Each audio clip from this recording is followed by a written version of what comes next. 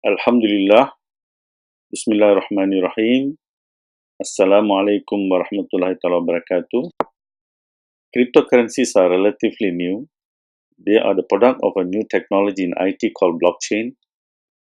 This technology is disrupting many areas of economics and human interactions, particularly banking and finance, supply chain management, asset registry, and so forth. Cryptocurrencies have become popular lately with the market capitalization of about $1 trillion in 2018. Among the most popular cryptocurrencies are Bitcoin and Ethereum and Litecoin. Accordingly, there is some interest in Islamic finance circle to understand cryptocurrencies from Islamic perspective. Let us first briefly discuss what a cryptocurrency is, in particular the Bitcoin.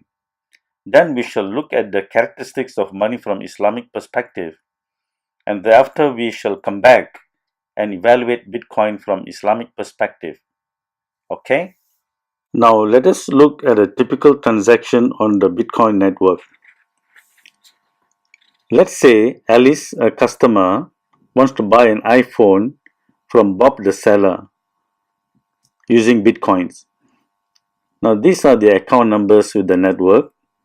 The price of the iPhone is 0.1 Bitcoin. So Alice would send off information to Bob requesting him to send her the iPhone to her address here. To do this, Alice would make use of two keys: a private key that is used for creating digital signatures that allow her to send cryptocurrency, and a public key cryptography that is used for fund transfers that ensure non-repudiation and integrity. Alice would create a transaction as follows. There is information about sender's account number, transfer to whom, amount of Bitcoin, her digital signature, and her proof of Bitcoin ownership. This information would be broadcasted on the peer-to-peer network for verification.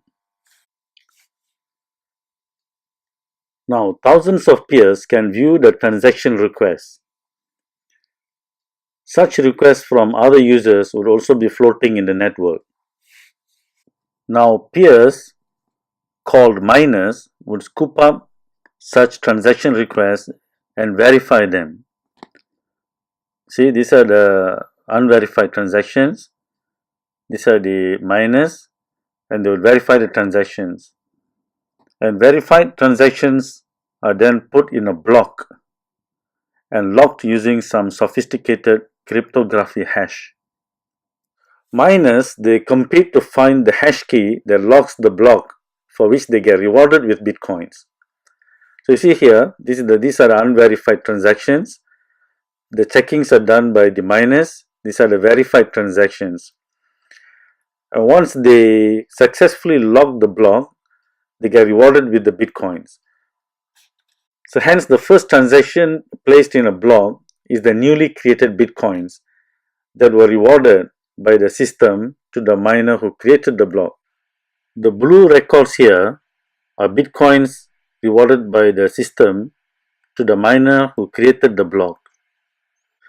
And this is how Bitcoin is created and starts its life as money. Others can get bitcoins by either selling goods and services to those who have bitcoins, like the miners, or exchanging them using national currencies or other cryptocurrencies in a cryptocurrency exchange. In short, it's like this. Alice tells the network she wants to pay Bob. She uses a cryptographic key to digitally sign off on the transaction, proving that she owns those coins. Miners scoop up a bunch of transactions to validate them. They check that the digital signatures are correct and that there are enough coins for the requested transaction. They then put those transactions into a new data block to be added to the blockchain. Now this is how the hash key is created, or the lock is created. See, the new hash value or the new lock is a function of the previous hash value and the data contained in the present block and a nonce. A nonce is a random number used to discover or find the new hash value for the present lock. So it is not easy to tamper anything here. If you tamper the information here, it will also change the new lock. So this I see, this is a block, this is another block, and this is another block. So they are linked. So to reach from here, this block to this block, it's not easy because you have to break all the the hash key values to enter to reach this block here. Therefore, transactions stored in the blockchain become irreversible.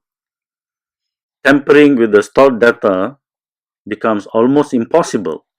The blockchain's irreversibility is considered to be an innovation and a significant contribution to the field of computer science. Hence, it is extremely difficult to cheat on blockchain. Look at the illustration here. Say everyone is working on block 91, but one miner wants to alter a transaction in block 74. He would have to make these changes and redo all the computations for blocks 74 to 90 and do block 91.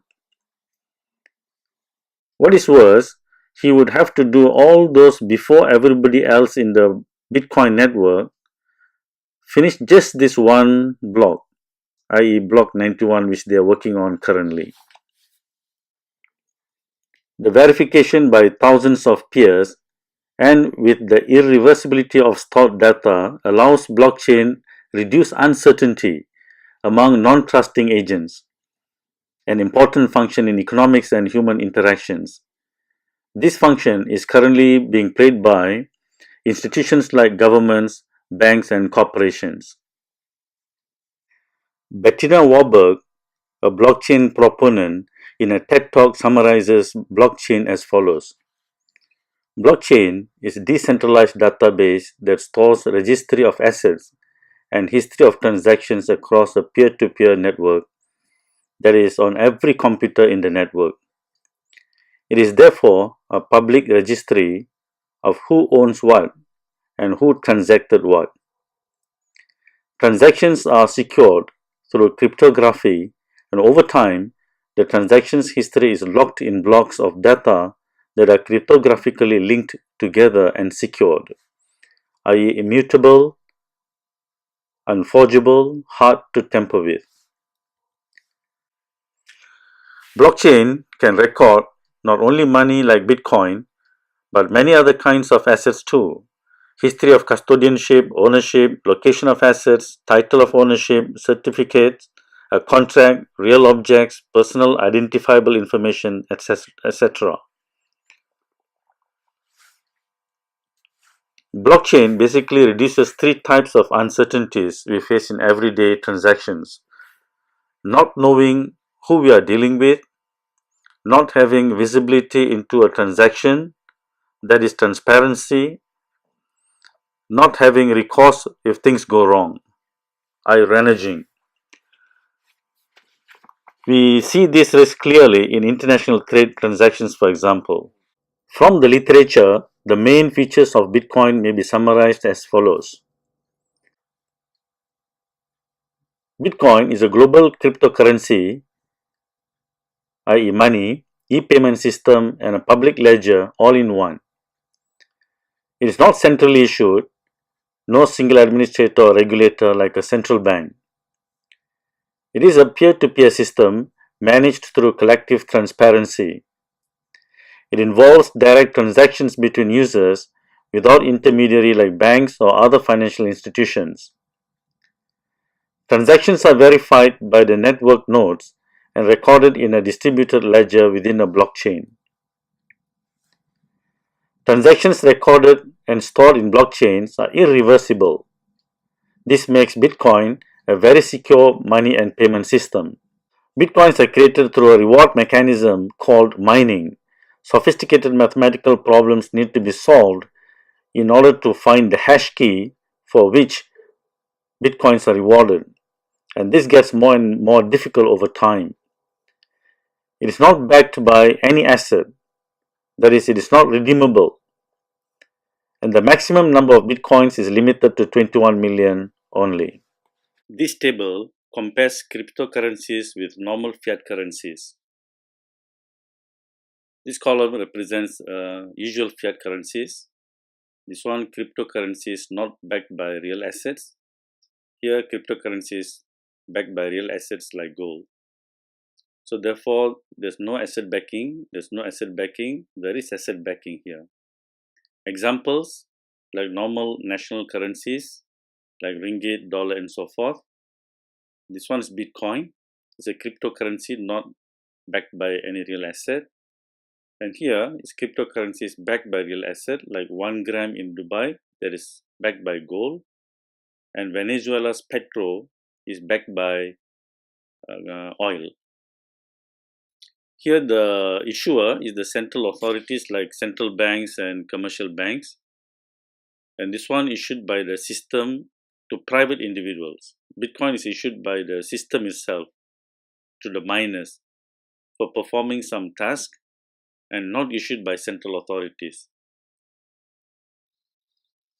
This one is issued by private issuers, therefore not issued by central authorities like central banks, but the issuer is known. However, in the case of Venezuela, the government issued petro backed by oil. Is it secure?